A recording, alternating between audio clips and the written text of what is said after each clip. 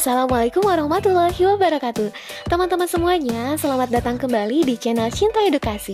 Pada kesempatan kali ini, saya akan membahas mengenai ketentuan yang tidak termasuk pendataan tenaga non-ASN. Kemarin-kemarin nih sempat teman-teman ada beberapa chat yang masuk itu menanyakan kenapa sih saya nggak bisa ikut pendataan tenaga non-ASN.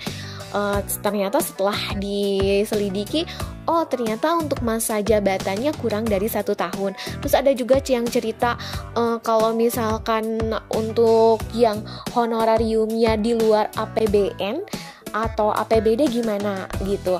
Nah itu juga sama ya, makanya kita akan kupas tuntas mengenai ketentuannya kenapa nggak bisa sampai pendataan tenaga non-ASN gitu.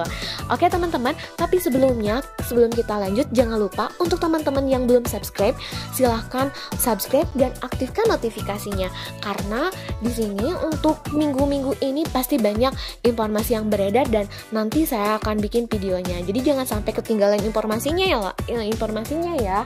Nah, di sini teman-teman, saya ingatkan lagi ya tentang ini nih, tentang data pendataan tenaga honorer untuk bisa ikut seleksi CPNS dan P3K beserta ketentuannya. Nah, ini sekedar mengingatkan kembali, ini sesuai dengan Surat Edaran Menpan RB tanggal 22 Juli 2022. Nah, di sini teman-teman, bagi teman-teman yang bisa ikut pendataan tenaga honorer atau tenaga non-ASN gitu ya, yang bekerja di instansi pemerintahan, tentunya ini bisa ikut seleksi CPNS maupun P3K dengan ketentuannya sebagai berikut. 1. Honorer K2 yang terdaftar pada database BKN dan pegawai non-ASN yang telah bekerja pada instansi pemerintah.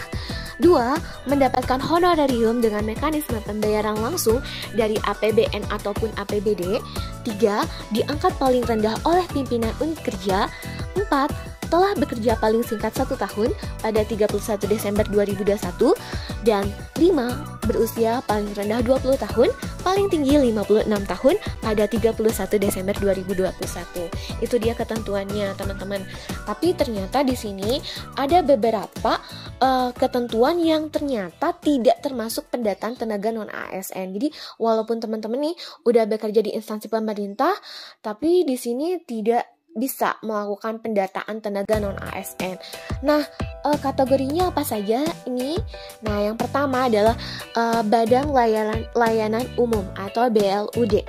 Keduanya, petugas kebersihan, pengemudi, satpam, dan bentuk jabatan lainnya yang dibayarkan dengan mekanisme outsourcing ya. Nah, yang ketiganya adalah pegawai SK atau kontrak kerja di atas 31 Desember 2021 dan garis miring atau tidak memiliki masa kerja minimal 1 tahun dengan mekanisme pembayaran langsung dari APBN maupun APBD. Nah, itu dia teman-teman untuk informasinya, semoga bermanfaat. Jangan lupa teman-teman untuk like, subscribe, dan share informasinya sebanyak mungkin. Oke teman-teman, sampai jumpa di video berikutnya. Wassalamualaikum warahmatullahi wabarakatuh.